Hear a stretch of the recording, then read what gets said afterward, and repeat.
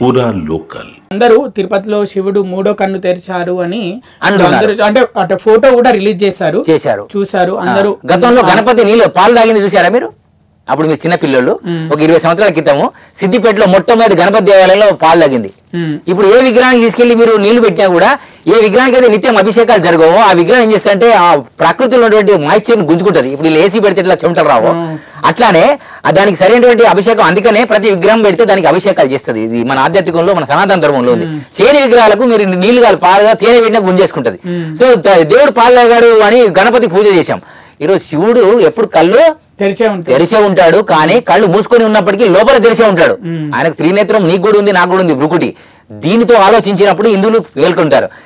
ప్రతి పార్టీని పొందబెట్టండి హిందువులు అనేవాడు, ప్రతి పార్టీని పొందబెట్టారు. ఏ పార్టీ ధర్మం కోసము మన సంస్కృతి ధ్వంసం చేసి ఏ పార్టీ అనే కాదు, అది బీజేపీ అయినా, టీఆర్ఎస్ అయినా, సిపిఎం అయినా, కాంగ్రెస్ అయినా, ఇంకోడైనా, టీడీపీ అయినా, వాళ్ళ చాప్టర్ని క్లోజ్ చేయాలి.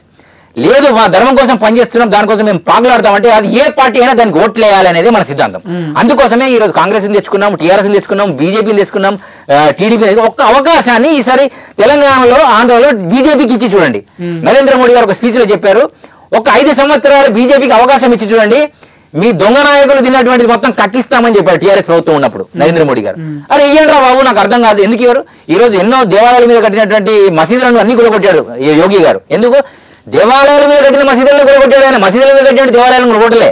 కాబట్టి ఆయన యోగి అన్నారు. అంటే మసీదుల మీద దేవాలయాలు కట్టిరా? మసీదుల మీద దేవాలయం ఎవడైనా కడతాడండి? అసలు మసీదు పనికిరాదు. మసీదు అంటే బొందల మీద ఎవరైనా దేవాలయాలు కడతాడా? కానీ మన దేవాలయాల మీద మసీదు కట్టడం తీసేసాం, కింద దేవుడు ఉన్నాడు కాబట్టి. సో అదే మనం కోర్టు ద్వారా గెలుచుకున్నాం. అట్లానే ఈ యొక్క నరేంద్ర మోడీ గారి గురించి నేను ఎందుకు ఇంత గట్టి చెప్తాను, నేను నరేంద్ర మోడీ గారిని బీజేపీ వ్యక్తిగా చూడనండి, యోగి గారిని కూడా బీజేపీ వ్యక్తిగా చూడ. ఎందుకు చూడాలంటే వీరభోగ వసంతరాయులుగా వీరబ్రహ్మేంద్ర స్వామి కల్క్యావ రూపంలో ఈ కలియుగంలో విశ్వావసు నామ సంవత్సరంలో కాశకులము నందు వస్తానన్నాడు. అది కూడా 5125 సంవత్సరాల తర్వాత వచ్చేటువంటి విశ్వావసు నామ సంవత్సరం అన్నాడు.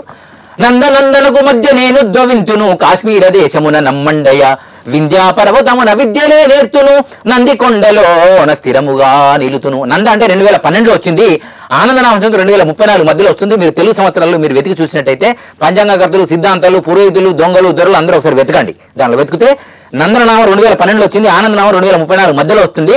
24 వరకు కూడా మీకు ఓపిక ఉంటుంది. 24 తర్వాత మీరు ఓపిక పట్టాల్సిన అవసరం లేదు. ఎవరు హిందూ ధర్మానికి ఉల్టా సీదా మాట్లాడుతాడో వాడి ఇంటికి పోయి కొట్టండి. అది పార్టీ నాయకుడైనా, వాడు ముఖ్యమంత్రి అయినా, ప్రధానమంత్రి అయినా, రాష్ట్ర నాయకుడైనా, సర్పంచ్ అయినా, కౌన్సిలర్ అయినా, కార్పొరేటర్ అయినా వదిలే సమస్య లేదు. చివరికి సన్యాసులు, సాధువులు అయినా కూడా హిందూ ధర్మం గురించి ఉల్టా సీదా మాట్లాడేవాడిని ఎవరినైనా వదిలేదు.